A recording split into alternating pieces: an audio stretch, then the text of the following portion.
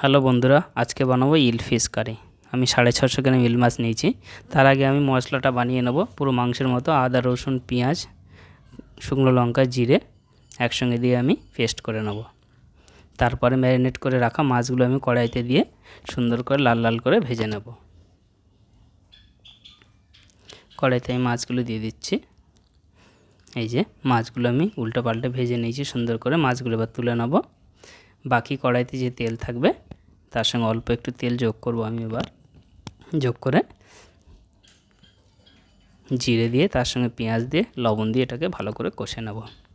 তারপর দেব হলুদ পাউডার, লঙ্কা পাউডার, জিরে পাউডার, তারপর আদা রসুনের পেস্ট, সব একসঙ্গে সুন্দর করে অনেকক্ষণ ধরে সুন্দর করে কষে নেব। ভাজা মাছগুলো দিয়ে কষতে থাকবো, কারণ এই মাছটা খুব শক্ত, বেশ অনেকক্ষণ ধরে কষতে হয়। জল দিয়ে 20 মিনিট ঢাকা দিয়ে রান্না আমাদের কমপ্লিট। থ্যাংক ইউ বন্ধুরা।